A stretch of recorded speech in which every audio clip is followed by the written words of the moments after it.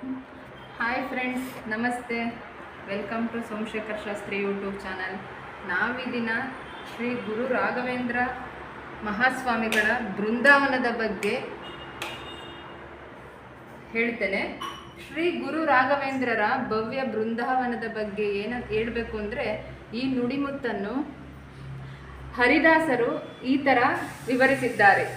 ಏನಂದರೆ, ಬೃಂದಾವನವೋ ಹರಿಮಂದಿರವೋ. ಆಹಾಹಾ, ಯಾವ ಥರ ಇದೆ ಈ ವಾಕ್ಯ. ಬೃಂದಾವನವನ್ನು ಹರಿಮಂದಿರಕ್ಕೆ ಹೋಲಿಸಿದ್ದಾರೆ. ಶ್ರೀ ಗುರುರಾಜರ ಬೃಂದಾವನ ಕೇವಲ ಸಮಾಧಿಯಲ್ಲ, ಇದು ಭಗವಂತನ ದಿವ್ಯ ಮಂದಿರ, ಪರಾತ್ಪರನ ಪರಮ ಪವಿತ್ರ ಪೀಠ. ಬೃಂದಾವನದ ಕೆಳಗಡೆ ಶ್ರೀ ಗುರುರಾಜರು ಧ್ಯಾನಸಕ್ತರಾಗಿ ಕುಳಿತಿದ್ದಾರೆ. ಬೃಂದಾವನ ಶ್ರೀ ರಾಮಚಂದ್ರ ದೇವರ ಪಾದಸ್ಪರ್ಶದಿಂದ ಪುನೀತವಾದದ್ದು. ಬೃಂದಾವನ ರಚನೆ, ಅದರಲ್ಲಿರುವ ಭಾಗಗಳು ಶ್ರೀ ರಾಜರಿಂದಲೇ ಪ್ರತಿಷ್ಠಿಸಲ್ಪಟ್ಟ 713 ಸಾಲಿಗ್ರಾಮಗಳು. ಇವೆಲ್ಲ ಅತ್ಯಂತ ರಹಸ್ಯಮಯವಾದ ಉಪಾಸನಾ ವಿಧಾನಗಳು. ಸಾಧಕನಲ್ಲಿ ದಿವ್ಯ ಜ್ಞಾನ ಜ್ಯೋತಿಯನ್ನು ಬೆಳಗಿಸುವ ನಂದದ ನಂದಾದೀಪಗಳು.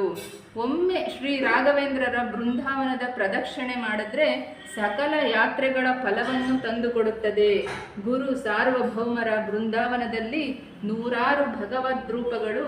ಇದರಿಂದಾಗಿಯೇ ದಾಸಶ್ರೇಷ್ಠರು ಈ ಥರ ಹೇಳಿದ್ದಾರೆ, ನಮ್ಮ ಬೃಂದಾವನವನ್ನು ವೈಕುಂಠಕ್ಕೆ ಸರಿ ಮಿಗಿಲಾದುದೆಂದು ಕೊಂಡಾಡಿರುತ್ತಾರೆ. ಧನ್ಯವಾದಗಳು.